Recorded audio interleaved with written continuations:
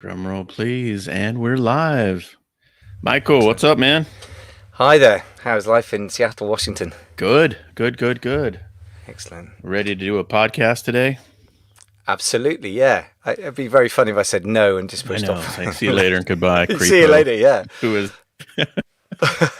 Yeah, Oh, man. important topic. I'm going to blame you for this. You've Absolutely. unleashed the beast today because we're going to talk about inflation, which is one of my favorite things to talk about because it's hardcore economics, and we're going to Yeah. need you to bring me that down to not being over complex here. But it's Yeah. not a sexy, lovely topic, but my goodness, it's important right now for economists, e-commerce, I Inflation. should say. Yeah. Yeah, Yeah. not a fun topic, but Well, we've got to deal with it, I think. absolutely right. So if you're watching with us live, hello, hello, hello. Give us a like, a love, comment, say hello where you're watching from, and we're going to wait for a couple minutes before we start the podcast session and just hang out a little bit. But yeah, this is going to be a good one.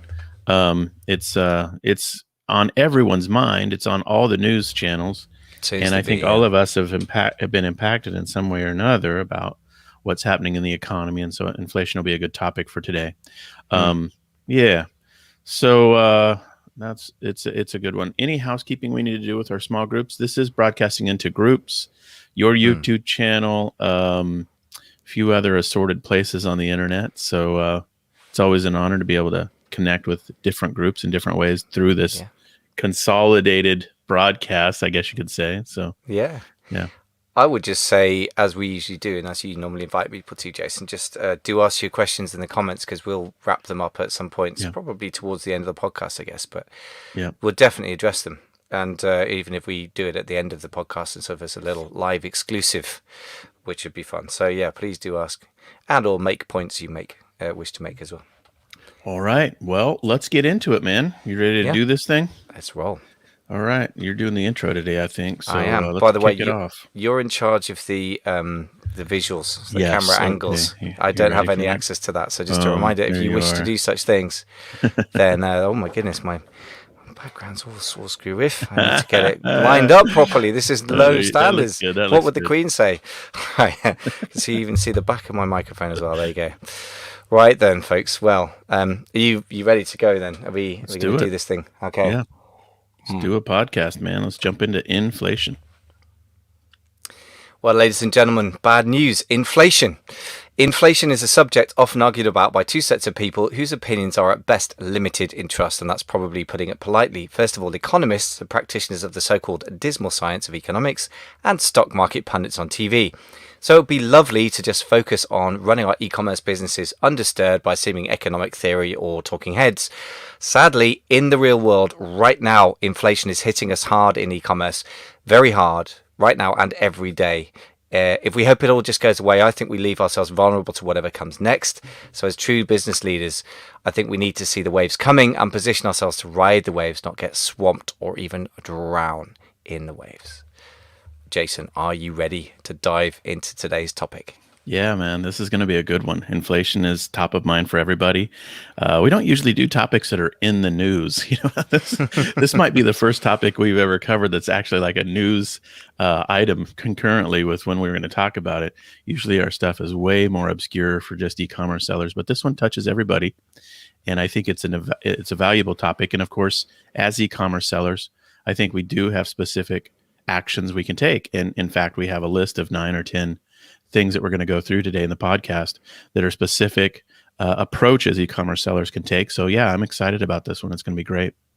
Yeah, it's not a fun topic, and as you say, it's not because it's current that really I think we should address it. And when you mentioned it just keeps coming up naturally in conversation with e-commerce operators everywhere. I mean, it's actually hitting us harder and more immediately, I think, in e-commerce than the wider economy. I think we're kind of on the front end of the shockwave, really. Okay, wait, why do you keep saying it's not a fun topic? Because I think this is a fun topic. I mean, it's interesting. You have to learn something new. And I think it's intellectually fascinating. I just think it's not fun to experience it if you're cost prices go up Okay, wait. by This 20, is 30%. now we're going to be meta for a moment. Do you feel victimized by the inflation that's occurring, or do you feel out of control about it all, or do you feel like you have a measure of control? This is getting meta. Sorry, but this isn't even in the script or anything. But This is very interesting. Well, yeah, I feel. Do I feel victimized by it? I feel. Put it this way: if you don't take some drastic steps, yeah, you're going to yeah, be a victim. yeah, And okay, most of the sellers I work with are at the moment currently victims of massively increased cost prices. yes, Not so much just in China, but the freight. Like the just to bring it home, the e-commerce inflation reality at the moment. China's factory gates are up about 6% average, I think, in okay, for you was some sort of general economic statistics that I read. But for the people I'm working with, generally speaking, it's higher than that, maybe up to 10% because they're not Sony or Walmart. They can't put in massive orders and get the yeah. best prices. So The you second thing is maybe, oh, freight, which is up internationally about 400% on last year. It's just yeah. absolutely insane. So that feels like you're a victim in a way. I mean, it's just but let's just put it this way. It's a great topic, and there are actions that you can take that move you 100%. out of victim mode and into active operator mode. Because entrepreneurs aren't victims. We like to impose reality. You know what I mean? We like to take charge of stuff. So I think that's some of the tension there. Okay, so let's keep True. going. Let's Okay. keep going. All right. Yeah, well, I was just going to say, I mean, the broad two areas that I think we're going to address, Jason, is inflation happening, which is the Yes. first question, which is a big sort of pundity kind of question. And the Yeah. second, much more important, what should we do about it? And I agree Right. with you that as entrepreneurs, we should be responsive to the environment. I think the idea of imposing control is Hmm. possibly a little bit wishful thinking when you're dealing with literally global trends, but you can certainly position yourself. And I suppose that's Hmm. the word I used at the beginning is position yourself to either ride a wave or stay out of the way of a Hmm. big one that would crush you Yeah. rather than trying to impose control, I guess. But Yeah. either which way, yes, there is 10 list of 10 things we can do about it. Certainly not advocating despair. That is the last thing. It's definitely things we can do to address it. So we start with the question: is inflation happening? So you already cited a few statistics. So in your opinion, obviously it is occurring. We all are feeling it that in that regard. What else is top of mind for you as answering that question? Is it happening? Yeah, I think in a way what matters, and just to bring it back to the e-commerce leader, not the economist, sort of amateur economist hour podcast, right? We're here to Yeah. serve e-commerce leaders. And I think what matters is that whether inflation is present in general is one question, but whether it's present in e-commerce is a much more Hmm. sharp edge Hmm. pressing question. I would say it definitely is. Right. The other thing to bear in mind, if you see a mismatch between perhaps your world in e-commerce, particularly if you're importing from China above all, or importing from anywhere else, but not only, and what you hear on the news, I hear a bit of a mismatch. I hear like people going, is there inflation? I'm going, my God, there's so much inflation here. And the reason there's a mismatch is because the inflation rates given by governments or central banks are an average across a basket of goods, as they call it. So just like real estate, a Hmm. bland average can hide a huge variation in specific Right. areas. Yeah. So I think that's why not only is inflation happening for anyone who's importing, but anyone who's vulnerable to that supply chain. Even Hmm. if you buy in America, somebody in America has probably bought a lot of the goods or parts of the goods from Hmm. abroad. Yeah. And therefore, I don't see any of us who buy goods to resell or have a goods made abroad avoiding it, whatever the general economy says. Yeah. It's an interesting point. I think that it's almost like it pops up here and there, or it hits the economy here and there in different ways. I think what happened last year, if I reflect back on it now, it's kind of interesting because you could ask the question: is the demand for something going spiking? Like, we have clients we work with on the coaching businesses, and some of their suppliers literally said, "Sorry, I'm completely sold out."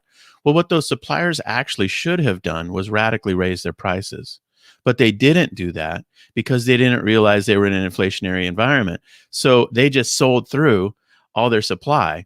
Other suppliers, I think, kind of later, like in the lumber sector right now, they realized, wait, we can't sell through our supply, so they raised their prices radically. So then you're like, what in the world? A two by four went from 93 cents to like $4 or whatever it is, $11. I mean, wood supply is going crazy.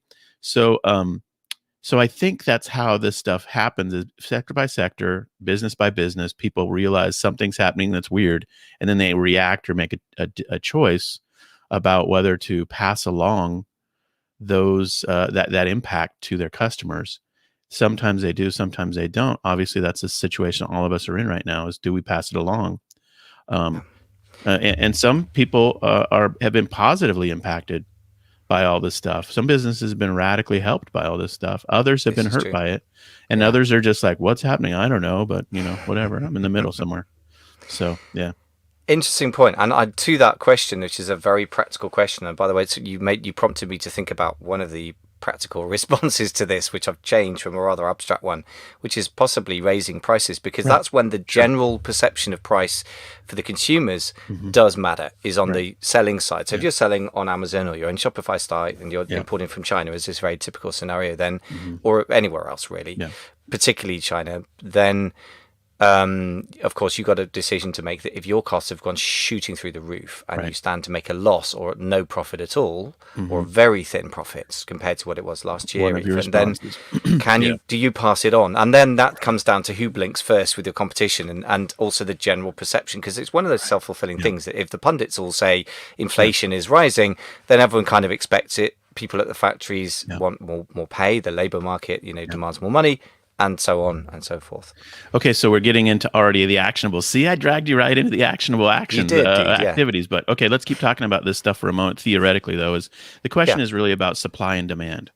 That's the hinge that this all swings on is this question Agreed. of what is the supply available and what is the demand for it. And if you're a middleman in the universe of supply, you've got some manufacturing that occurs, or you put stuff together, you've got component parts that go into what you sell. Then the question is, what is the supply related to your component parts, and how does that pass along? So that's sort of the tenets of what we're looking at, right? What's happening on the supply side, what's happening on the demand side, and whether we can all figure it out together for our own businesses. Yeah. Broadly speaking, I agree, and that's the immediate and everyday thing that we see. I do think if you take a medium-term view, like even 2 or 5 years, that there are a couple of other things that are maybe more important Mm-hmm. than they might initially appear. I don't disagree with supply and demand. It's a very Mm-hmm. robust piece of classical economics. Everything else is up for a bit more debate, but there are a Mm-hmm. couple of other factors that I think we need to examine. But I'll come to those in a sec. I mean, let's Sure, sure, talk sure. supply and demand. As you say, it is the kind of Yeah. meat and potatoes of economics. Yeah. So I guess the question is, what has happened in the last year that is like, what is happening? Like, why is all of this feel like it's out of whack or in flux? What in the world did we just encounter in the last, 12 to 24 months? And how has it impacted us, business wise? You mentioned about costs in China. Other Hmm. people in the comments are saying our shipping is killing us. Our Yeah. shipping is killing. So thank you for the feedback in the comments as well. Those who are watching live.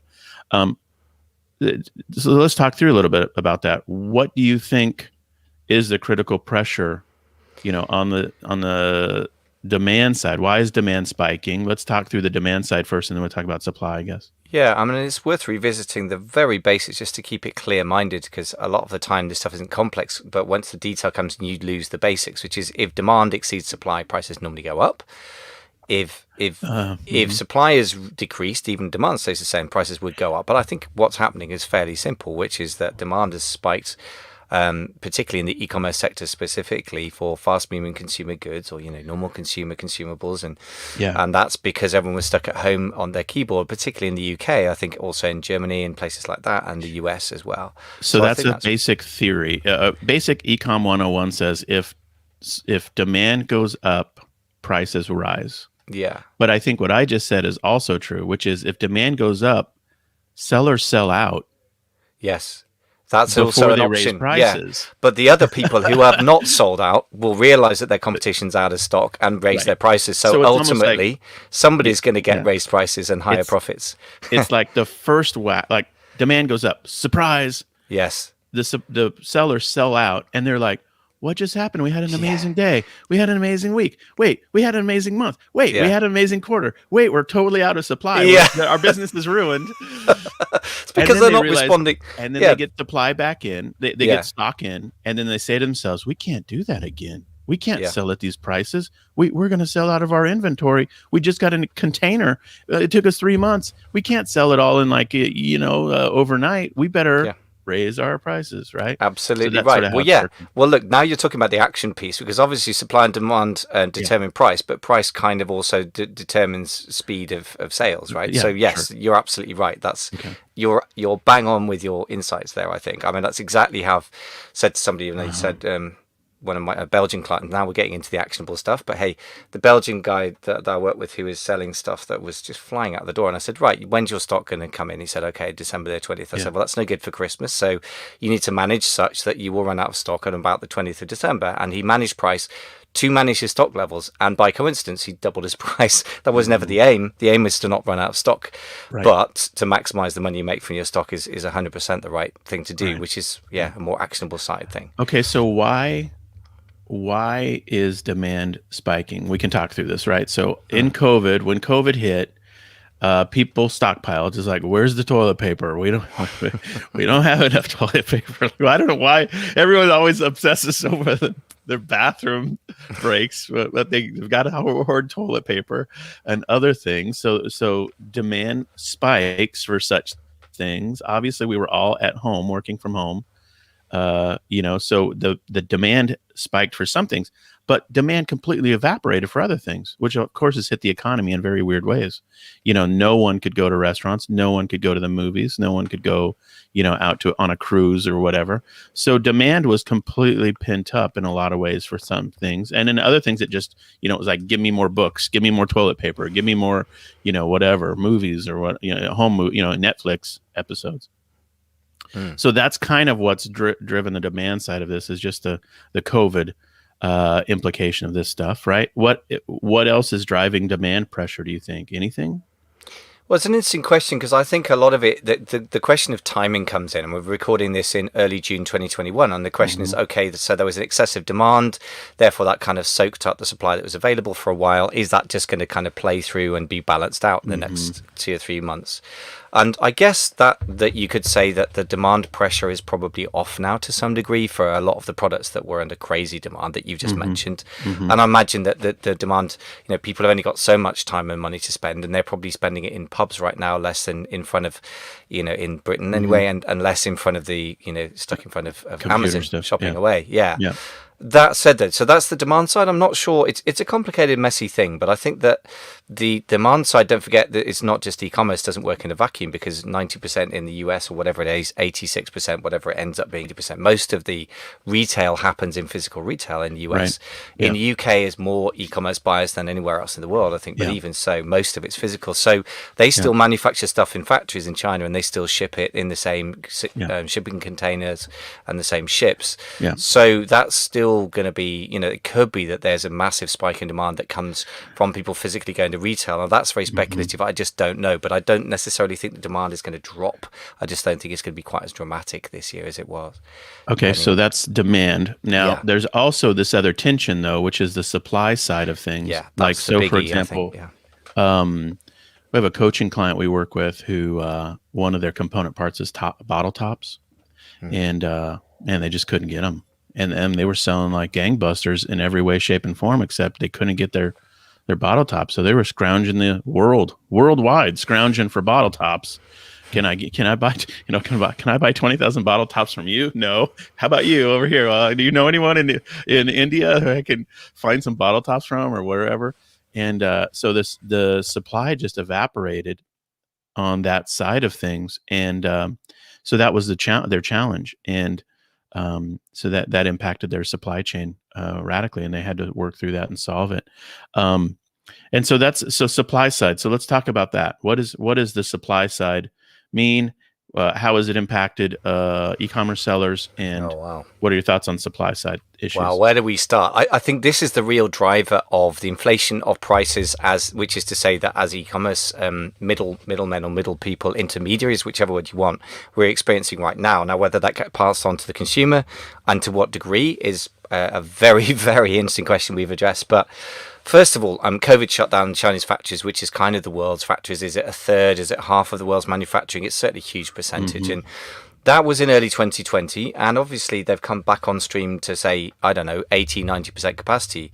But even a 10% capacity constraint can actually raise prices by a surprisingly large amount if demand stays the same. And I Hmm. think to some extent that's what's happening. I mean, if you, for example, you're going to buy some stuff at a market and there are 100 people wanting some stuff and there are 100 units, then they can also buy at a certain price. If you've got 100 people Hmm. wanting some stuff and you only have 5 units left at the end, suddenly you're going to get a very, if you've got 10 people Yeah. wanting 5 things, you get a price war. And I think in simplistic terms, that's one of the things that's happened.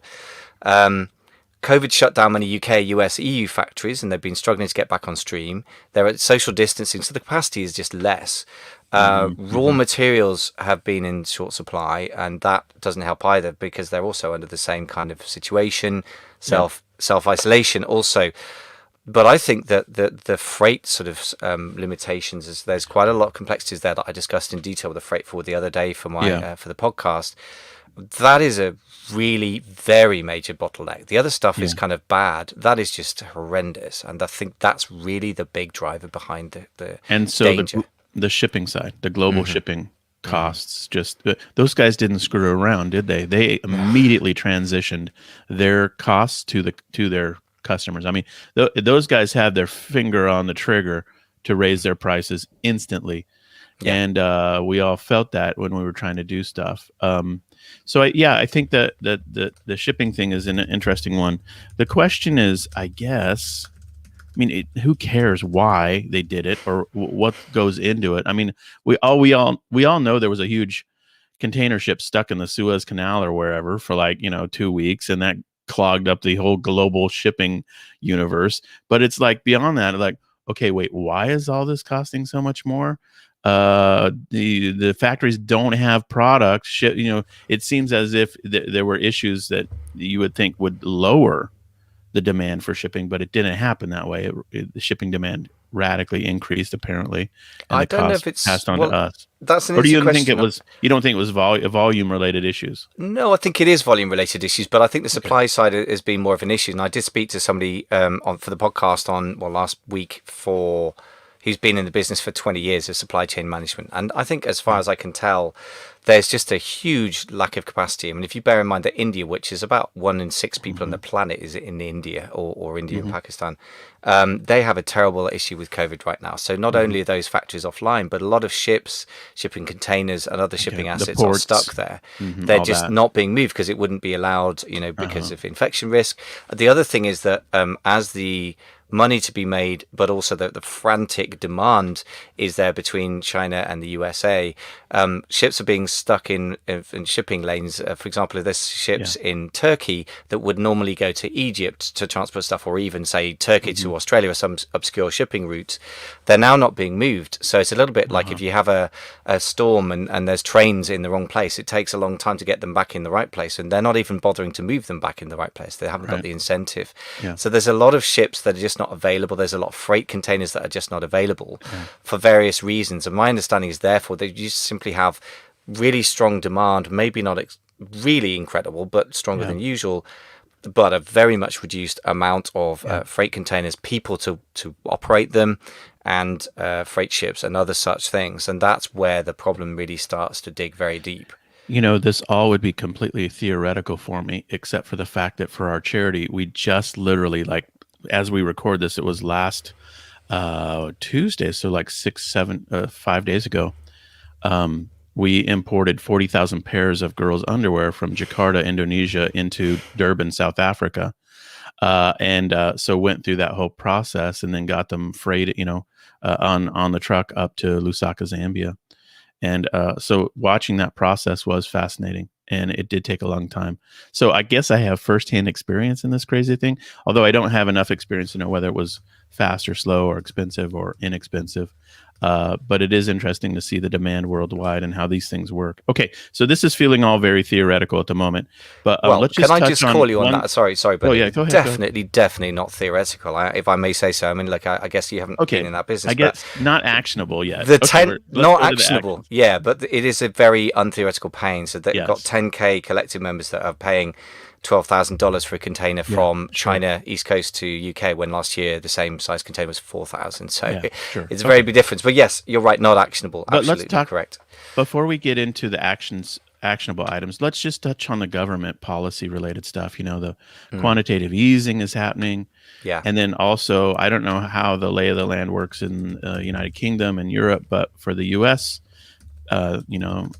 the I guess governmental opportunity for a business owner was a couple things. There was a grant program called the EIDL program, and then there was a PPP, process for, um, in essence, sort of a loan that was forgivable theoretically if you get it forgiven. And so that was in essence a money opportunity and input from the government. And what are your thoughts on what's happening right now with quantitative easing, the money supply, the ability to get cash through government programs or Okay. other methods? So, assuming that we're still talking about the is it happening, and what, I guess the Yeah, why question is what we should have said with the inflation. And I don't yeah, apologize for talking about the facts behind inflation, because it may sure. seem like an obscure thing, but it's such a big reality we're going to have to deal with, I think, for maybe the next 2 years, Now keep that going. we I should didn't mean to educate insult the ourselves. topic. I No, wasn't no, trying that's to fine. insult the topic. It's No, fine. no, Let's no. go. No, here's the thing. So if you're talking about those as root causes for inflation, as Hmm. opposed to an opportunity, which we'll talk about the actionable stuff, Hmm. we will definitely, you've got a big old list of that. But stimulus money, so helicopter money as they called it in the US, furloughing in the UK, Hmm. or grants to small businesses or big businesses, or quantitative easing is slightly different, all of Yeah, which basically puts more money out there and circling right. around, chasing the same amount of goods or services. And that basically, especially Hmm. if you're a monetarist like Milton Friedman, to sort of mention somebody, if you want to go deeper into this, you're a nerd like me, but it basically is the basic root cause of inflation if you're that kind of person. So it's not just supply and demand. Yeah. If you print a load of money, then you generally push towards inflation over time. And it's been such an unsubtle amount that I would be amazed if it doesn't show up somewhere. Shocking amounts, Yeah. crazy amounts. Yeah. So Very, I think very that's large the amounts. trigger for many people is like, wait, wait, wait. How much money is the governments of the world dumping into the economies? What is going to happen? One thing, prices are going to go up. So, yeah. Okay. So that whole component, we can talk through the merits of that, or, the ills of that or not, or whatever, but who cares at this point? It's happened. It's out there. The governments have done what they've done. As Yeah. operators of businesses, we just need to say to ourselves, how does that impact my business? What Yeah. are the risks, rewards, opportunities, threats, et cetera, et cetera? Yeah. One final point again before we get into the how do we respond as e-commerce operators or managers or Yeah. business owners. One other government policy thing that is going to drive inflation quite strongly is tax policy. And again, Yeah. they've become such a political thing. And I know you hate your politics. And we're not going to get into is it good, bad, or indifferent. Yeah. But the fact is, when you've got huge government debt, it was a big percentage of GDP even in the UK, USA, a lot of EU economies, even before COVID, is now massive. Yeah. They've got to probably do a number of things to pay that off. One of which I think is inflation. That's actually the government's friend, even though they would never dare to say it. And the other one is Yeah. tax. Yeah. Well, the So we've first got to one see is that coming. also referred to as debasing your currency, which Yeah. the now we get into the gold bugs and the crypto bugs. Yeah. The people who believe that the governments are debasing their currency to get out of their obligations Yeah. elegantly Yeah. might not be wrong. I think And the they're right. question is, Yeah. if that's occurring and no one's saying it, like, hey, how do you pay it? Because okay, sorry, I don't want to get into politics. Trust me, just stop the recording if we get into politics. But let me just say this: when politicians say we're borrowing from our grandkids, we don't have the money, we're borrowing, we're borrowing this from our future generations or whatever. It's not true. That's not how it works. You don't borrow anything from the future. What you do is you just are going into debt, and there is no from the future borrowing. That's just a stupid theoretical phrase. At least in the US, people frequently say when they want to increase the debt. And there is no such thing as borrowing from your grandkids. The only thing that's actually occurring is massive new debt. And the only solution to that is pay it off, or the monetary tool you use to pay for it, you debase. Hmm.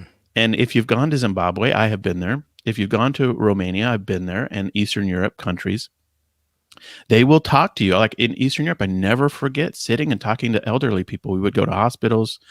This was in the early '90s, and we'd go to hospitals and pray for people and chat with people right after the fall of the Berlin Wall. And we'd talk to these people and we'd ask them, what's your situation, and what did you do in your career? And many of the elderly people there would say, well, I'm a pensioner. That's the phrase they use. Now, that's not a common phrase in the U.S. A pensioner. Oh, well, okay. What's a pensioner? Well, I receive, and they would say an amount in their currency from the government. And so I guess like Social Security. Well, the amount they would say was like $150 in U.S. terms a month. Now, 25 years earlier, that was a full living wage for those people. What happened? Their currency got completely debased. And so in current economic terms, they were getting just a pittance, and they still got their pension. They were still receiving their pension. And so this is possibly what is occurring in Western civilization, in the US and in England, which is the debasing of our currency, which means, yes, your mortgage will be almost a meaningless number in the future.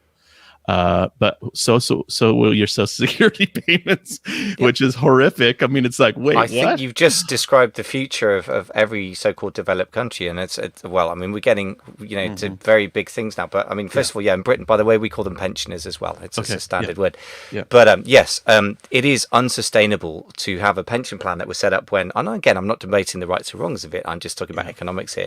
When you set up the pension scheme in the UK, which is a little bit later in Germany and possibly a bit earlier in the US, but very similar, early 20th century, there were 9 workers for every retired person. There are now there are 2 workers for every retired person in the UK, and the demographics of the UK, like EU, and not as extreme in America, actually, you have more young people there, are such that that will not be sustainable for much longer. So you put your finger on a harsh reality, which is actually another issue. But you're right. I mean, basically, inflation is the government's friend when you have a lot of debt, but it's horrendously unpalatable to a lot of the populace, and therefore they have to sneak it in. But I think it is basically a very powerful incentive for any government or any central bank to have inflation at a certain level to wipe out your debts, or at least to reduce the value of those in real terms. So Exactly right. Yeah. it's a sad and frightening thing, but that's the kind of, just, you've capped it off with a very uncharacteristically dark, but I believe 100% accurate summary.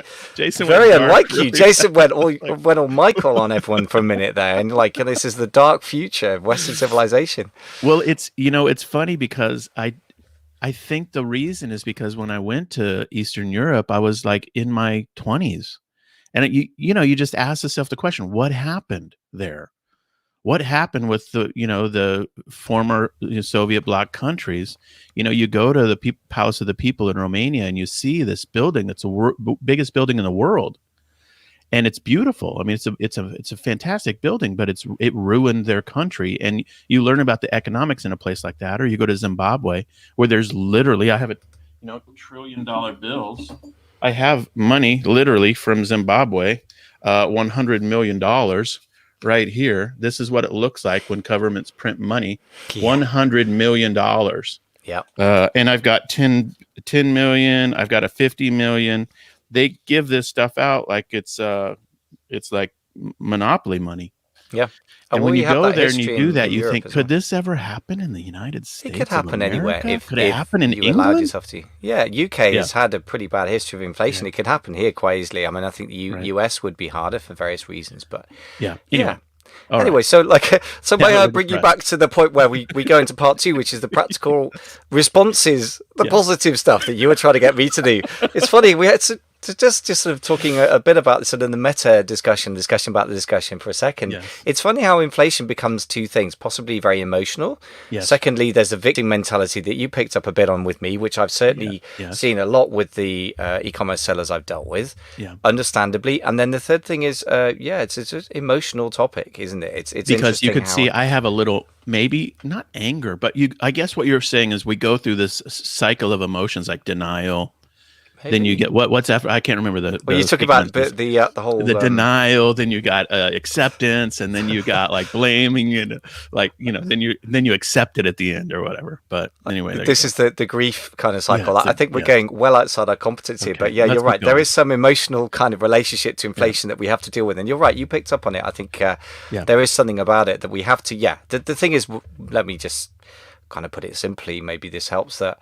Small business owners, we got to deal with reality as it is. So, Yeah, as Perry Marshall says, we need to live in the is world, not the should world. that's Because if right. we live in the should world, that's the place for pundits and political ranting and goodness knows Facebook rants. And Yes. actually, I would suggest to anyone that if you're facing the kind of stuff that I've seen my clients facing, that you just need to get your head on and just go, right, what's business like Yeah, response to this? yeah. So, So let's do that. So let's brings jump us to into our part two. list here, right? So this brings us to our actionable list Yeah. of things that e-commerce operators can do in the face of inflation being a reality. So let's work through this list here. I think we've got 9 or 10 things. So you want to walk us through some of this stuff? Yeah, absolutely. So, the first thing is, I think, do your homework and take a view. I think I can't remember who said Hmm. it, but it's the job of the CEO to see round corners, as somebody put it. And yes, it might sound pretentious to be the CEO taking a view on global economic issues when you're running maybe a 1 or 5 person business, but we are at the sharp end of this. If you're importing from anywhere, or you're part of a supply chain, if the person before you in the supply chain imports, and that's most goods, let's face it, then you have no choice but to deal with this, in my opinion. So I'm drawing a few sources for this, and if you want to look into a few of the things, we can give you the references at theecommerceleader.com. But I would say you need to educate yourself about the factors globally, and you need to look into your particular corner of the universe as well, in particular. Okay, great. Yeah, I love that. I agree completely. You do want to do your homework in many ways. In fact, here's just a subtle little prompt for that. When the U.S. government issued its PPP program loan opportunity, I know some very, very good business operators in the Seattle area, like in their industry, like leading operators. They had that PPP loan program set up for, they had submitted their information literally day one, like when it was ready to go. And they're really good at business. I had other people who I knew who said something to the effect of, I won't quote them, but something to the effect of, "Nah, that was all too complicated. I couldn't figure it out, so I just, I didn't bother with that." But they could have benefited from that program tremendously. And so, do your homework is a great first call to action. Understand what's happening with the programs that are available to you, the realities that are occurring, on the ground. And I think you're right. You do have to have a point of view. And head in the sand viewpoint is not wise. You Yeah. do have to stay tuned up on this stuff and informed. Yeah. Yeah, you put your head in the sand at a moment like this, you're Yeah. toast. I think, Yeah. frankly, Yeah. I just think there it's not an option. But people Yeah. try and operate based on the fact that things worked Yeah. last year or last month or something. And there's a terrible, terrible tendency in internet marketing to Uh-huh. say, okay, well, I've used this clever tactic. Some guy on a podcast said it, and that's not going to cut it in an environment like this. Okay, there's a second one here that I have a different. Let's talk about the second one. You've got. You want me to kick it off, or you want to? This is. Yeah, I've got sure. some points of view on the second one, so go Yeah. ahead. Walk us through Yeah, it. well, you've talked already about raising your prices, and I think Okay. that can be a really critical response. Now, there's two completely separate ways of doing it, or reasons for doing it, I guess. One is that you're simply going to run out of product, and if there's a massive supply Right. side issue, and you are going to be out of a product potentially for months when you could normally expect to, restock in weeks, then you have no choice but to do two Raise your things: prices. Yeah. either go out of stock, as you said, at the normal, and then be out of stock for months, which is pointless, or Hmm. raise your prices, sometimes to a startling amount, not essentially to try and price gouge or to try and Hmm. make excessive profits, but because you're going to run out of stock anyway, so you might as well manage your stock such that you keep enough stock in until Right. the next stock hits. Yeah. And as I've mentioned already, that I had a Belgian client who did that, and his prices ended up doubling and his profits probably tripled or quadrupled, and that was a side effect of staying in Hmm. stock.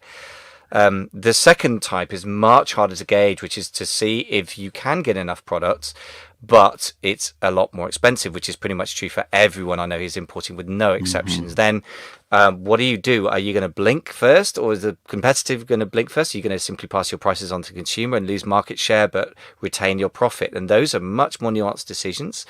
And that's going to be a who blinks first thing. I think I cannot see these prices not being passed on to the consumer, Yeah. but the extent to which your competition will swallow it is going to vary market by market, and that's more subtle.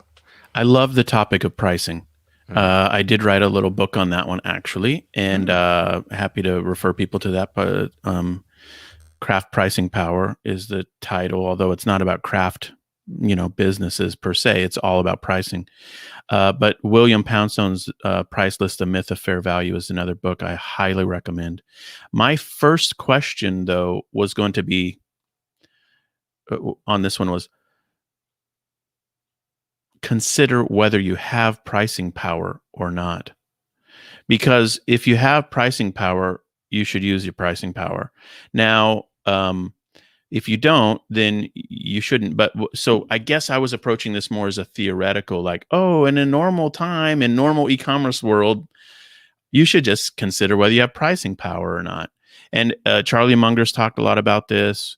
Other, good business people have talked about pricing power. Charlie Munger, for example, says something to the effect of, if you've got a business that can raise their prices without customers flinching, then you, as a potential owner, buyer of that company, you're buying something that you can immediately increase the value of by just raising prices. And his example is like Disneyland.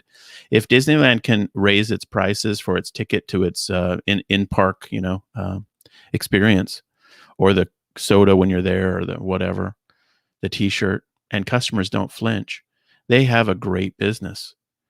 Now, what you're describing is reactionary in nature, where you're asking the question: if I'm going to survive, I have to raise my prices or be out of stock. And so I think there's the truth somewhere in the middle is, under normal circumstances, do you have pricing power, and how do you use it? And then in crisis of inflation, how do I use pricing changes to mitigate the damage that could be done to my business? It's kind of a whole thing. I mean, there's a lot to unpack in this topic. There So, is, but I mean, to your point, I guess my natural instinct is to assume that people are in the Amazon type environment where you don't normally have much pricing power because right. it's very. Mhm. You're going to have Competitive. some if you've done a good job of brand building or quasi Mhm. brand, whatever you want to call it, and an amazing job on the product design and the listing and everything else. Mhm. You should be able to price more than just commodity pricing, but you may not be able to rise your price very much because Yeah. it is a price-driven market on a Shopify or direct-to-consumer store. Then, as you say, this is when your brand building could really pay off for you. And Yeah. you're quite right. You could be in a much more powerful position there. Yeah. Okay. Absolutely. So that's the second thing: raise your prices. So what's the third thing? So the thing is to consider your supply chain, and particularly to either stop importing or to source more locally. For example, I've got somebody who's at the moment importing goods. I actually got a Shopify store. Occasionally, people who were selling Mhm. Shopify stones come to me as well, amazingly. And I did say, look, I can't help you with that side. He said, no, it's the importing piece. I need to pick your brains. I'm like, yep, done plenty of that.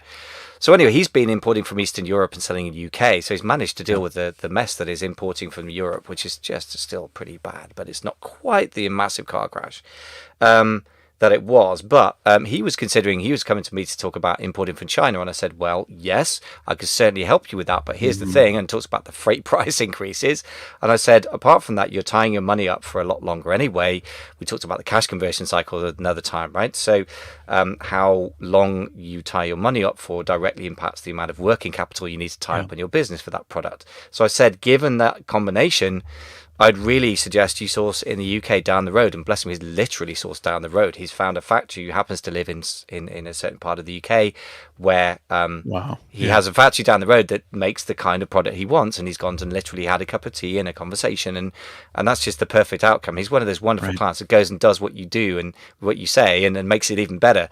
But Yeah. but that's very particular to this time, because 3-4 years ago, I might have had the opposite conversation. I might have said, prototype in the UK, but it's expensive. Source from China as quick as you can. And so you have to adjust. Right. Whatever you've been doing for 10, 15 years, I don't care. You have to adjust to realities. And your reasoning for sourcing locally is to eliminate shipping drama. Yeah, both the cost absolutely. and the time The cost and the time, involved. and just as important, the unpredictability of the cost. Because I Right, spoke to this right. freight forwarding expert the other day, Sarah Barnes Humphrey, her name is, and she has people that have been working with her for 30 years in the freight industry and the supply chain more broadly, and they have never seen anything like what's happening now, Yeah, and they refuse to make any kind of predictions. They don't even feel capable of predicting what happens next. Now, will this go away? If so, when? And in yeah, that kind of environment, I would not want to play with that kind of uncertainty, because if you're trying to project your finances forward accurately and you right. just have no idea, that's a whole different level of pain, but that's another reason to simplify it. I think that's fascinating because it really does mean that the globalization, and I heard other podcasters talking about this, the All In podcast with Chamath Palihapitiya, Jason Calacanis, and a few others. It's just a fantastic podcast. They're talking about the death of globalization. And this is, to me, one of those elements where I think we all would say, hey, there's huge value in working with the guy down the street to manufacture my products.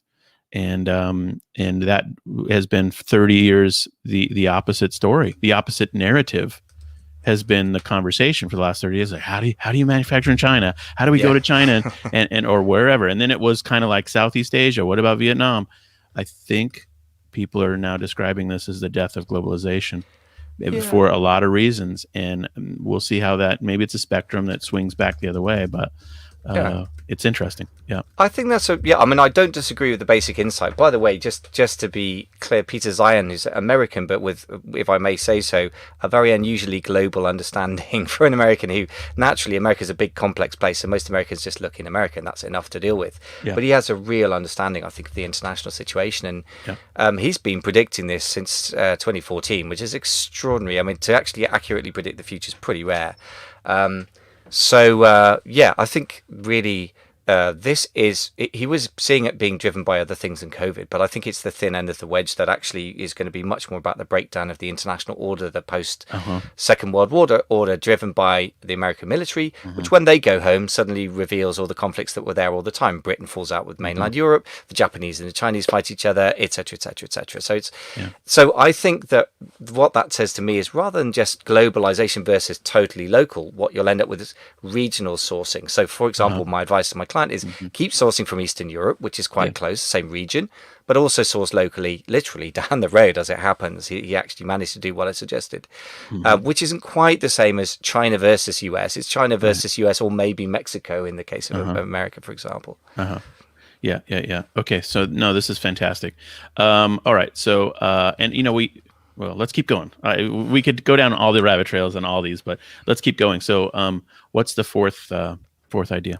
So the fourth one, you've referenced it already, that you had people on Oh, day sure. one, that the really sharp operators that were ready to make most of government money. And there is a lot of government money in the US and the UK. There were Uh-huh. grants available here called the Bounce Back Loan. You've referenced the US version.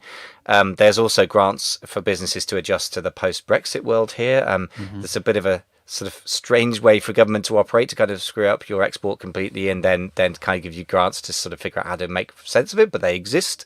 So the Yes. point is, there are all sorts of obscure grants. There was like a couple of £1,000 or $2,500 for that, but the bounce back loans were up to £50,000, so Mhm. 70 odd $1,000 loans. So there's lots and lots of things available if you look for it, and I don't think they're all over in mid 2021, Yeah. nor will it stop with the government giving those things out either, I suspect. That's right. And yeah, I did mention this previously. So, and just again, I would encourage people to check it out, understand what the deal is.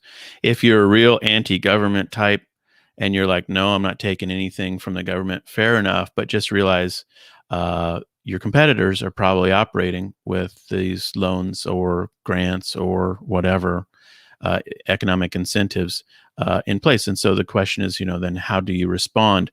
So, in our personal business, yeah, I mean, we looked into all that stuff and we pulled the trigger on some of it, and then there's other questions come to mind, and you reference this in these notes as make the most of post-COVID government money and grants, but actually in reality, if we're in a period of inflation, then the question is what other government money, like in the U.S., there's the Small Business Administration loans. And so, is it wise to take an SBA loan for example, that you use to grow your business or stabilize things. So I think it's a great question, and people have strong opinions about debt and working with government money and all that kind of stuff. But I think people should educate themselves and really talk to some veteran business people that they respect Yeah. and get good information from business operators, not just, your tax person or whatever. Yeah. Absolutely. No, completely. Both, not either or, but both and. Yeah, because your tax Right. professional will see things in a calmer way, but they're paid Yeah. to be a little bit more risk averse than Yeah. other entrepreneurs. It's interesting what you're saying. I mean, there's a different flavor in relationship to two things: government money and debt in America than in the UK. I guess Uh-huh. here we have this more the realpolitik, which is like the cynical politics pushed forward by Bismarck, who was the guy who unified Germany, played clever political games. Well, in Hmm. other words, a bit more cynical, but Britain kind of managed to, for better or for worse, and in many ways culturally for worse, Yeah. um, hold an empire together for quite a long time, and so did Yeah. France. And I guess you learn a thing or two about cynical but effective things in the Hmm. world. And I would say I would encourage anyone to be businesslike first and foremost. And for me, Hmm. that word implies calm, objective, Hmm. looking at the numbers. When if you hate the government, but I wouldn't, cut off your nose to spite your face, as my mum used to say. Hmm. It seems a bit crazy if you hate the Yeah. government to then allow them to take you down. I mean, I would take, look at it in terms of what does your business need to survive, rather than being overly idealistic. I mean, I would encourage anyone in that way. I'm not going to interfere with Yeah. people's political beliefs or religious beliefs, of course. Yeah. No, I totally get your point. Totally agree. There is just a different vibe, I Hmm. think, in the U.S. where Yeah. there's a real rebel spirit, let's call it, in the United States. Whether it's Yeah. of any reason, there's just sort of the anti, Yeah. establishment, anti-government, anti, like don't tread on me. I mean, we were started with all that, right? I mean, that goes Yeah, back you to did. Well, yeah, so that's true. That's that, fine. I mean, do whatever yeah, you want, but I would just encourage you to make sure that the government doesn't end off better than you in that situation. yeah, If you hate the exactly right. government, don't hand them a victory. Oh, exactly right. Yeah, Hey, exactly look, right. I'm not there to interfere with Americans' love of liberty, but I would suggest self-interest is actually, sometimes best served by making unpalatable but survivable, alliances, and that might be with the government. Yeah. But it's your call, really. Well, it's two sides to it, isn't it? This gets to our next point, I think, which is let's go to number 5 here. See the danger of raised taxes, Yeah, and form a tax strategy. yeah, So obviously the government giveth on the in the U.S. on the PPP, an idle loan side, and the government taketh away on the taxes side. And so you yep, do want to have a clear tax strategy, think it through, understand what the current tax law is, make sure you've got a good CPA or chartered accountant that you work with that is informed about our industry and really can speak into the situation you find yourself in. And if you don't have that person, man, you better find them, because it's not the time to have a tax person who's not current and yeah. in their thinking and familiar with e-commerce and all of that. So it's more critical now than ever to have a very good tax advisor, I would say. Yeah. Absolutely. And to your point, linking the two things, like if you hate the government, like my wife, for example, is one of the most angry people I know about the government. And I know a lot of people are angry about the UK government, but she'll take every grant they give her and then do her very best to protect against tax legally, Right. of True. course, because you Right. don't want to be vulnerable to the HMRC, Her Majesty's Revenue and Customs. Her Majesty doesn't pop round for a cup of tea. Yeah. Some very heavy looking men in suits will come and investigate you and make life hell. So that, yeah, absolutely. If the government's going to take stuff from you, you should take what you can get, in my opinion. But hey, look, it's a personal thing. But yes, tax strategy, by the way, doesn't just mean being up to date with what you need to pay right now and what's coming next year. It's seeing the possibility coming down the line of, for example, increased corporation tax in the UK, and maybe developing, I don't know, and I'm not a tax advisor, so this is not tax advice, people, but 2, 3 separate entities that own each other, having a trust, having money in a family trust, whatever on earth it is. There are lots of ways to structure things such that you minimize tax, and sometimes they have a huge huge impact on your bottom line and your worth in 10 years' time, because tax is, for every business owner, the biggest expense you'll ever pay. So it's not just, got to emphasize, it's not just a question of a common or garden CPA or accountant. It's really getting somebody who understands company law, or whatever the relevant law is in your state or jurisdiction. And we're talking serious stuff to do with serious tax rises. Yeah, absolutely right. Okay, I love that one. Really good encouragement. Okay, so what's number 6 on our list here? Well, number 6 is to doing your best to proof against more raising of the prices in the future, because there's no guarantee this is the worst it gets, frankly. So there are various things you can do. For example, if you are still importing from abroad, you can fix your foreign exchange rates rather than relying on what you call spot prices. And if you're, for example, based in the USA and importing from somewhere else that has is not linked to the US dollar, or if, for example, China decides to break that link, then you may well wish to fix at a point where you can get, I don't know, one, if you're importing from UK, for example, it'd be pretty unusual but possible, then you might want to fix right now where $1.40 will buy you a pound as opposed to 1.50 if you think that's where it's going.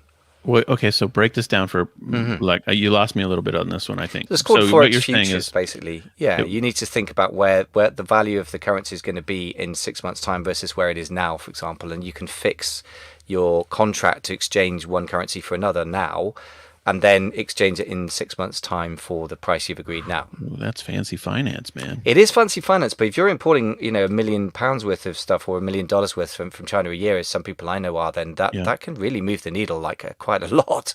It's an important one to consider. So the process steps are do forex stuff first, then do your purchasing order details with China. Like this is all new to me. So I mean, look, what I would say is talk to the professionals. I'm just a dumb guy from Seattle who's trying to make a living on the internet. Yeah, no, what do you I'm kind do? of the same. But broadly speaking, you speak to your currency exchange specialist. So you use World First, for example, that I used to use, and say that I want to buy $100,000 or whatever, $10,000 worth of products from China in 3 months' time. What's the exchange rate right now between the currency I'm using and the currency of the factory? So it sounds fancy schmancy, and it's certainly not something I'd suggest you go straight out on the back of this podcast and do. I think you need to talk it through with people who understand their business. But the point is, it sounds again like, why would I do something fancy like that? Well, actually, because if the currency moves against you by 10%, that's a huge increase in your costs. Actually, it's not subtle. This is very interesting. I've never heard somebody doing this before. And I would assume that when you're a part of a sophisticated mastermind group in London, they talk about such things. You know what? We haven't mentioned it enough this recently, interesting. But we have in the past. Very interesting. Yeah. Okay. Yeah. Wow. All right. I love that. A less complicated thing. And by the way, who moves first? Did you get your purchase order and then do you talk to the guys? I would talk to the currency people first and then line up a potential price. And then I would go to the factory, and then it's a negotiation where you line up the pieces of the puzzle, I would say. The other thing you can do, and this is less complex, and this could apply to anyone in any country importing or even sourcing more locally, is this, that you agree prices and you set up a purchase order now such that you gain. You don't necessarily have to pay people now if you set up the cash flow arrangements. You pay in tranches or chunks. So the typical arrangement in China would be that you order, say, a year's worth of product now, and you put down a payment now and get 3 months worth of inventory made, and then in 3 months' time you put another payment down, you get another 3 months made, and so forth. And the reason you might want to consider doing that, it's often a way to get better pricing anyway. It also smooths out the cash flow whilst getting better pricing. So your profit and loss is your unit economics improved. You get higher profit per unit without killing your cash flow, right? So it's always a good plan anyway, or to consider.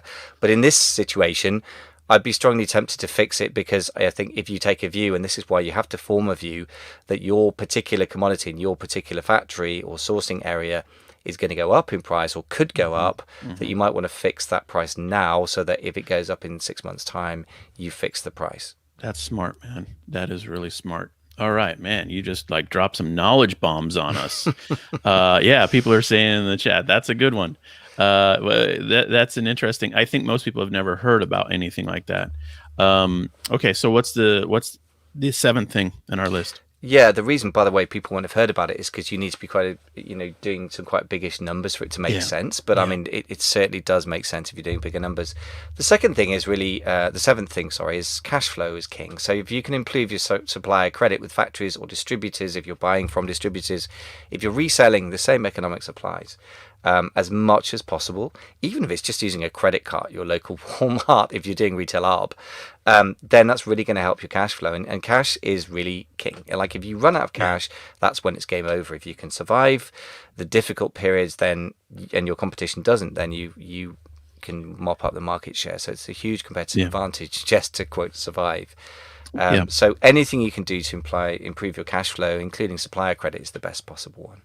Yeah, I have a client we worked with previously who was quite good at such things. He used to be a PricewaterhouseCoopers CPA type guy, corporate, finance guy. When he would work with clients on their side of things. So when he launched into e-commerce, he was actually super professional at all those kinds of things and scaled his business to seven figures really, really quickly, and it's just continued to grow. And so we asked him about this topic at one point, and he said, he negotiates his terms with his suppliers as aggressively as possible. So, 30 day, 60-day, 90-day, purchase, invoice, payment terms. So he doesn't have to pay, for a month or two or three, and he's got the product in hand. And then he said, on top of that, when he does pay, he uses a credit card, which gives him another 30 days of really, not needing to have actual cash fly out the door. And then he has a bank loan that he uses. So he's really gotten like two or three layers of cash preservation strategy that he immediately installed in his business. And I was like, dang, that's how the pros do it right there. Absolutely. And by the Yeah. way, if you know somebody like that and they're in your mastermind, then you got to pick their brains, take them out for lunch, do whatever you need to do to learn those strategies thoroughly, because in conjunction with your accountant, I would always advise that. These are super smart things to do, because if you've got a stack of cash at home, you can survive pretty much everything. Yeah, that's right. So cash is king is your point. I love that. Okay. What's next? What's 8? So proofing against higher future interest rates. So this is a sort of a knock-on effect of inflation. Is what happens with central banks pretty much always and forever, is that when inflation goes past the point where they feel comfortable with it, and the economy is, quote, overheating or whatever you want to call it, then they tend to raise interest rates as the main lever they have to lower inflation over time. And what normally happens is you've got a horrible period where you have high inflation, which is not good, and then you have a terrible period where you have high inflation and high interest rates, and then after that, the inflation drops, and then the governments tend to back off interest rates. So the last time in the UK that happened really was like in the late 80s, when people got up to 15% interest rates on their mortgages, which was horrendous. And the people I know from that era were just basically living on ramen soup, as you would call it in the States, and having lodgers in their houses and goodness knows what to survive. So you really want to proof against that as much as you can. So what you're saying is interest rates are going to be rising, is the thesis there, and They could well do, yeah. therefore either get out of any type of variable financing, get fixed financing, or just get out of debt, because you Yeah. don't want to be in a position where you have to borrow money at a really high interest rate in the next few years. And it could be a Yeah. decade or more or whatever. Who knows? It could be, exactly. And the thing is, there's a few different things. I mean, I would say that getting your cash flow sorted out is the number one thing you can do, because that means if you do end up unavoidably to some degree paying a great deal of interest, then if you've got a cash cushion and you've sorted out your cash flow arrangements, then that will guard you against that completely taking your business down, or it should help guard against that. Yeah, I mean, one of the risk mitigation strategies is simply to reduce debts. But as you say, quite accurately, reducing debt with a variable interest rate on it. And that's kind of the key, I think. Yeah. Okay. And then that leads us to number 9, which is, or you could go into debt. Yeah.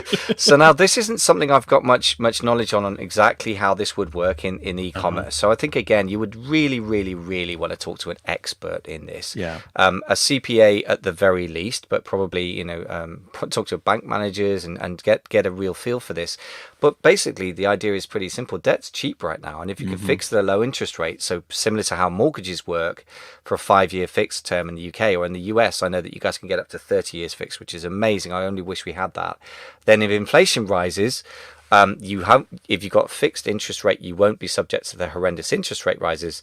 But if inflation goes up a lot, then the debt value goes down a lot in real terms. So let me explain that. So if you have $100,000 in debt and inflation's around, say, 7% annually, in 10 years' time, the value of that money will be in today's terms, only half of that, so $50,000. So effectively, Yeah. you're Yeah. inflating your debt away exactly as the government's going to run the inflation, or the economy will do the inflation. We don't get to control that. Yeah. But in that environment, it makes sense to have large debts if you can manage the repayments, because the value of that debt shrinks very quickly in an inflationary environment.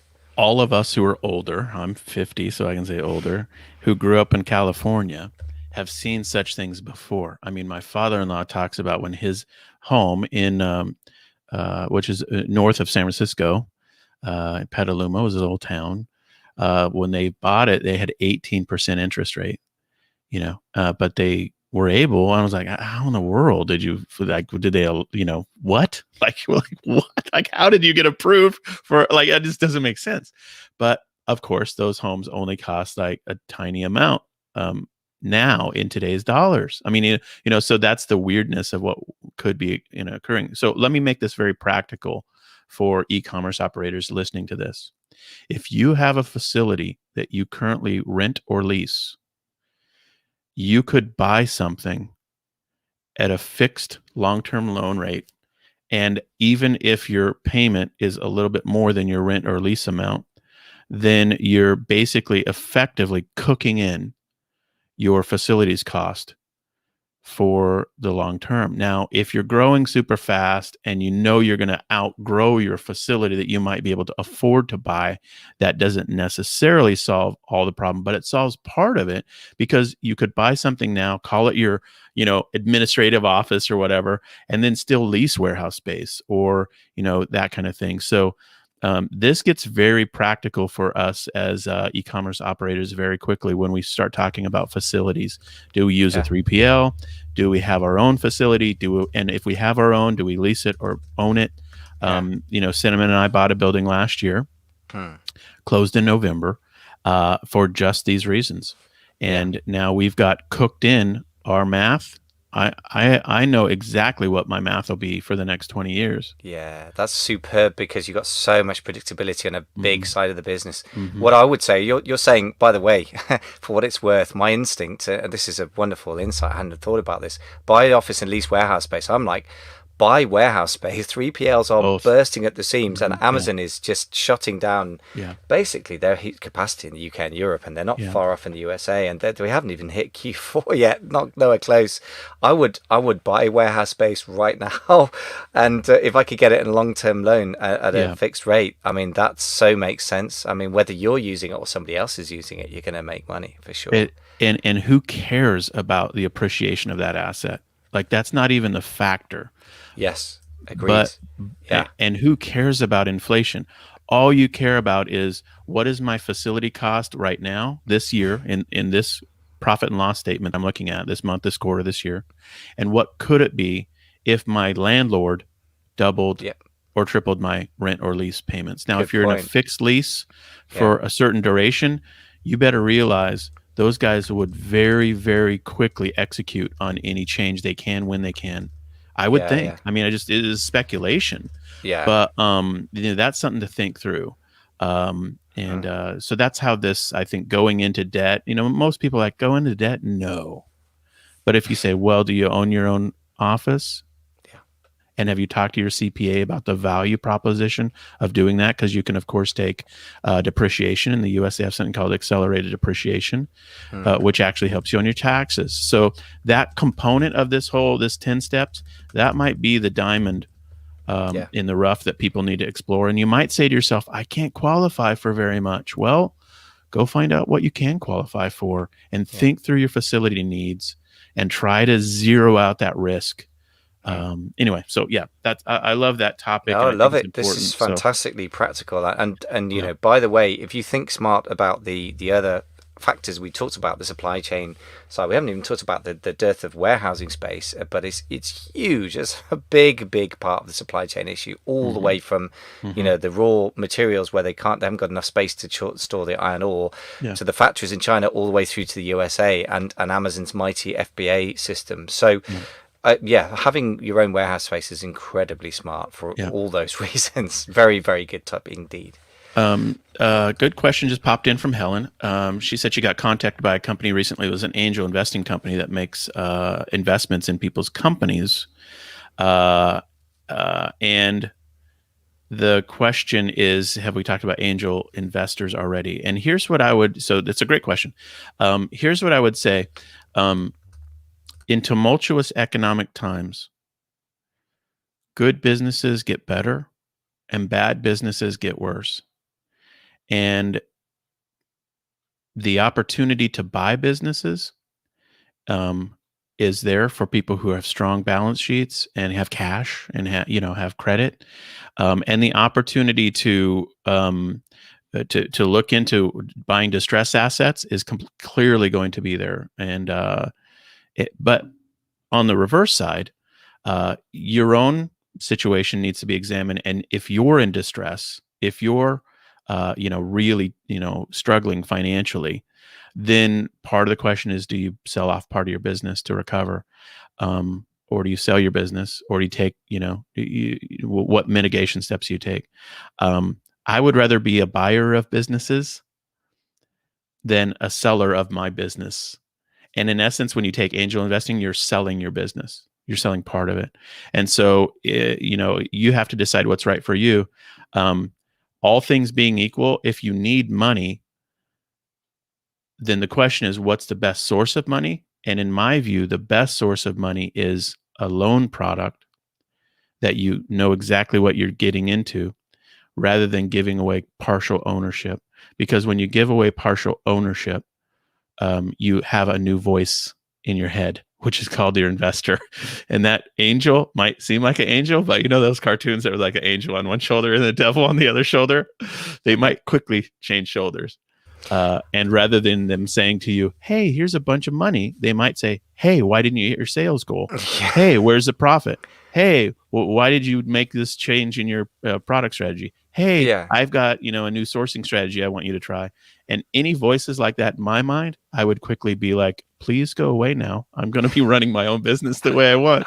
So, and that's the tension in that whole conversation. So what are your thoughts There about is. I mean, I think I'm not sure it's how it directly relates to inflation. I guess inflation kind of touches everything. So I guess it touches sources of cash, and they are a source of cash. Yeah, I take your point, but Right. I would say, it doesn't directly. It's not as directly impacted by inflation. I mean, loan products, to your point, Jason, I think are often as the owner, you literally keep a lot more control, and it's a much more defined relationship with a beginning and an end. Once you paid back your money, they have no say in no hold over your business.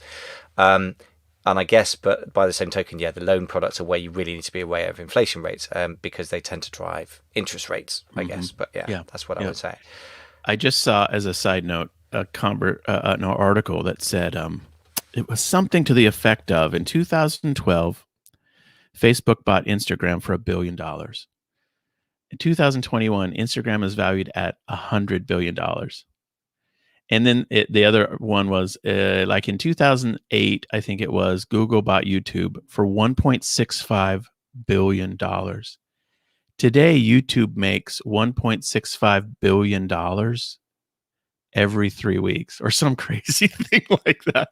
So just this question of like, what's the value of assets is really going to be, it's really in flux now. So anyway, that goes It into is. this a bit, but it's tied to inflation I questions. was going to say that's a slightly different discussion, which I think is a very, very good one. I've talked with multiple business buyers, and that's certainly one that we could definitely address actually at some point soon. But Let's I would pull say the trigger on our last topic, which is number 10.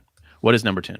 number 10 is bypass the issue, which is always my favorite. I wish I'd talked about this in the beginning, but the only reason I didn't is because most people are simply geared to physical products. But obviously, Jason, your entire business has been based on digital products for many years, even though you started physical. Let's just go digital, because physical goods are subject to huge inflation due to raw material shortages. Moving atoms, as they say, takes real effort work compared to moving electrons. When the infrastructure for moving electrons has not been overwhelmed, we are fine at, with the odd Zoom call exception, we're fine at moving electrons around the world, but atoms are getting very, very hard to move, i.e. physical goods. So the obvious thing is to really major on digital products to an extent you may never have bothered with before. You could absolutely have to. It sounded like a nice theory, and we've talked about it before, and we've discussed it at length because you're an expert at this, Jason. So we have a ton of content on this, whether it's books to drive people onto your physical products, all the way through an online sale, courses costing a few $100s, or communities costing thousands. I mean, Jason, you are the master of this. So what are your thoughts on this? Yeah. I think you're completely right to suggest it as a strategy. I would say that what you want to think about is there a digital product that you can add to your product mix? And we just did a training a couple days ago for our CEO small group mastermind, um, and uh, and the training was all about how to create a digital product and the use cases for digital products. And we went through a whole bunch of use cases and did the training, and it was fantastic. Helen and Cinnamon led the conversation. My wife is Cinnamon, and Helen's one of our fantastic members. She's listening to this episode right now.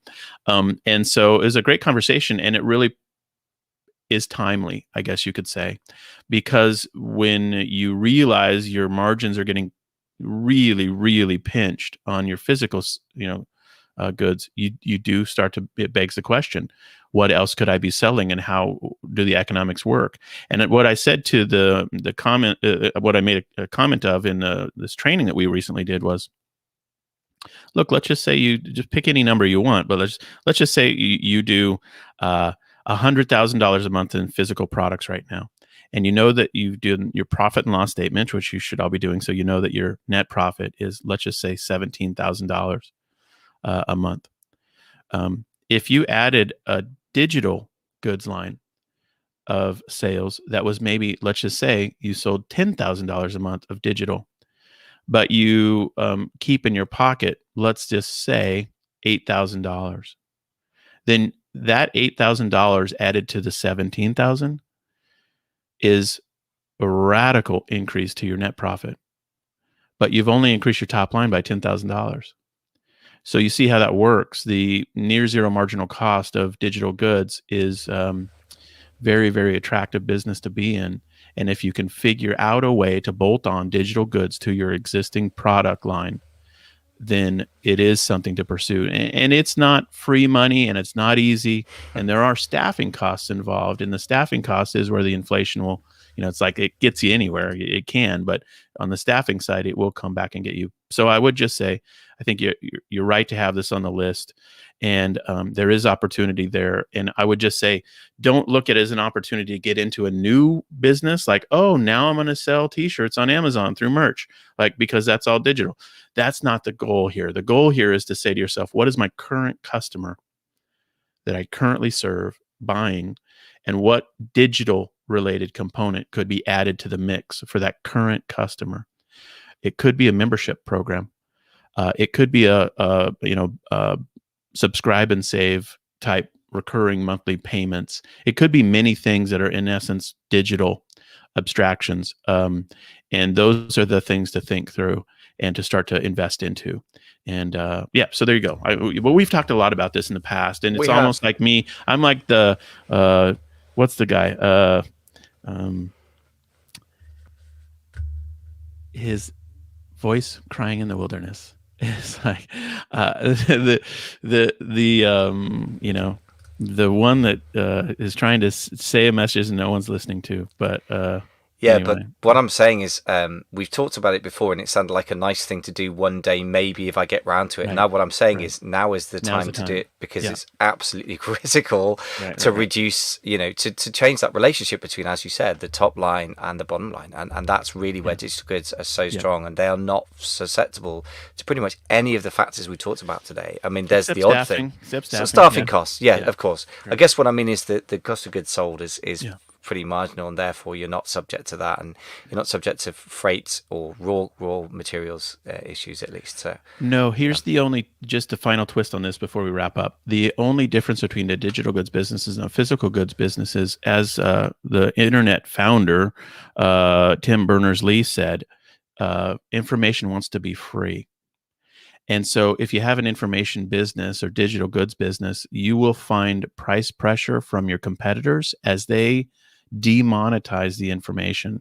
And so the real challenge in that space is creating a digital product that you can maintain your pricing power with, and you can have over time not be demonetized. And the destructive power of demonetization of digital goods is very, very present in that space. So it's just not all like, rainbows and unicorns and stuff like that. It's like, There's real sharks in the water there, Mm. but nonetheless, it is a valuable thing to think through. Can I create a digital product and sell it to my existing customers? And the economics are valuable. Yeah.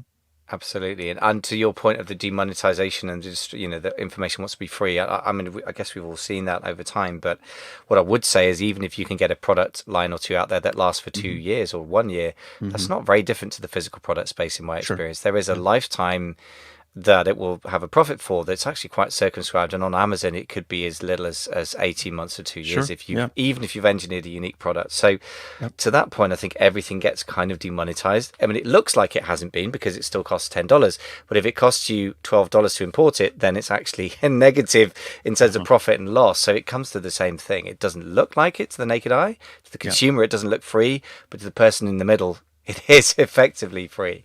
Yeah. So yeah, you make a good point, but I would say nevertheless, even compared to physical goods, that's actually a problem we all face, really. So yeah, it could be that digital goods time has come finally to Hmm. actually do it. You won't be the voice crying in the wilderness. You'll be the leader Yep. of the brave new world. I hope. Well, let's wrap this topic up. I want to give a pep talk to all listeners right now as my concluding commentary. Um, and here's the pep talk. We've just given you a list of 10 things that you can do to effectively take control of the situation you find yourself in. And the worst thing that you could do is feel like victim status has overwhelmed you and you don't know how to act. So I would say, as the old war generals used to say, a good plan violently executed today is better than a perfect plan tomorrow. And I would just stay super current with what's happening in the environment, make decisions, even if they're hard, about how you do or don't pass on costs to your customers and how you manage your business successfully for the long term. A good business gets better over time, even during economic difficulty. A bad business gets worse over time, even in good economic conditions. And that's Warren Buffett's basic thesis. It's his phrasing. And I would just encourage you to continue to refine the basic principles of your business. Have a profit and loss statement that you look at monthly and review to with the eye of inflation and costs and pricing, and you'll do well through this economic period of transition, in my view. Excellent. I like your optimism. Is it worth just quickly recapping because there's quite a lot for people to take on board? Recap the 10 points. Yeah, go for it, man. Give us Okay, the just quickly breakdown. because there's obviously a lot to take on board, and Yep. this is not going to be quick instant wins for anybody, and I'm not pretending it is. But the first one is, as you're saying, really do your homework and take a view on what's coming. I think it's the job of the CEO to see round corners, and to your point, I guess that's one of the characteristics of the good businesses rather than the bad ones. They're proactive, not reactive. Second one is simply raise your prices. Now that really depends, as you said, Jason. Have you got pricing power or not? If you have, you can raise them anyway. If not, then it's going to depend more on your competitors and what they're doing. Number three is you can source more locally, maybe even not importing if you have been. Number four is make the most of government money if you feel willing to do so. I think in Britain we're okay about that. In America, I understand that may not be the case all the time. Number five is see the danger of raised taxes coming and form a tax strategy and make sure you have a great CPA or tax accountant. Number six, proof against raised prices with foreign exchange practices that are wise, and talk to a professional about that. And maybe agreeing prices in advance with your factory and putting having an agreement to buy at today's prices. Make sure you improve your supplier credit or get your cash flow sorted as good as possible. Number eight, proof against higher interest rates in the future. The simple version is reduce debt. Number nine is you can add debt with a fixed low interest if you're really cunning. And obviously Jason's ideas about real estate with warehousing and business business offices are really, really smart, in my opinion. And number 10, you can bypass the issue of all the physical movement of goods and the inflation of raw materials by going digital. So those are the 10 Wow, ones to go love for. it, man.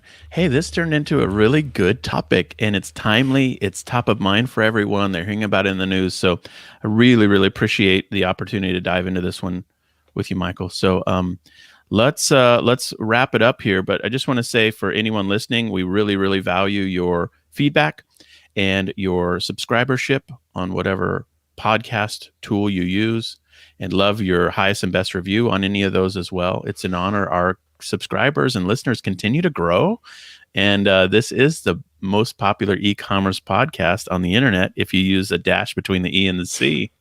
And so that's, which is the proper spelling, by the way. So we're honored by all the listeners, and it's fun to get emails and get messages with people giving us positive feedback. So thank you all for helping us make this show a success. Michael, as always, it's an honor, and I really appreciate your insights into all these great things. So check out the ecommerceleader.com if you would like. And Michael, thanks again. Thank you. All right, that's a podcast. Awesome job, man. Wow, that was a good one. Yeah, quite a deep dive, but I think it deserves it. I mean, there's a lot of things linked with inflation, and it's a multifactorial problem, and then there's multiple different possible responses as well. And I guess it's stuff to sit down and really think about with expert help, isn't it? And I think a mastermind's a great place to boot this around. A coach is a great person to talk this over with. Yes. And your CPA is pretty essential person to talk to, as well as a lawyer, I would suggest, as well, when it comes to tax law. You know what I didn't say in the session that just occurs to me now is we work with a lot of people who have gone from zero to something. Like, they started at their kitchen table, and then they're in the midst of building this amazing e-commerce company. And that's so exciting to work with people like that. One of the tensions is always that they're a technician in their business, not the owner or manager of their business yet. Yes. And when you're a technician in your business and you're just trying to get the pies made, to use the E-Myth Revisited metaphor, I know it well. You don't have time to think about this stuff. It's difficult. And so one of the just realizations is you've got to get your staffing thing sorted and get to the position where you have time to talk and think and reflect and read articles. And that's the role of the CEO. And it's like, my gosh, how many more things can the CEO be responsible for in a small e-commerce business? And yet it is important. I mean, and so I think, honestly, the people who are massively overwhelmed right now are the technicians running their own one-man, one-person shop, and they don't have time to think through this stuff. And the people who are a little bit further ahead, it's just like a stair step up, or two up, that have a team where they can therefore sit back and say, wait, now I'm going to think through this whole, inflation thing and really steer the ship wisely. They'll do better. And that's a struggle. And I realize if you're in the midst of being a technician, that's like, I'm not being helpful right now. But may I suggest a possible solution or partial solution? Yeah. I mean, one thing to do is to recognize you're a fractional CEO. I mean, you're going to wear many hats. You're the CFO when you're doing your finances, and you're the chief kind of sourcing officer or the COO when you're making the wheels run and get the trains run on time. But I think you can be a fractional CEO even if you just spend an hour a week with a coach, and that's baked into your week. 1 hour to 40. Let's face it, 60 or 70 hours. Let's not kid ourselves when you're first starting out how many hours you work, or even if you're part time. Or an hour every 2 weeks, and then maybe a day a month if you go into a mastermind, or even if it's less, if you can't afford that time.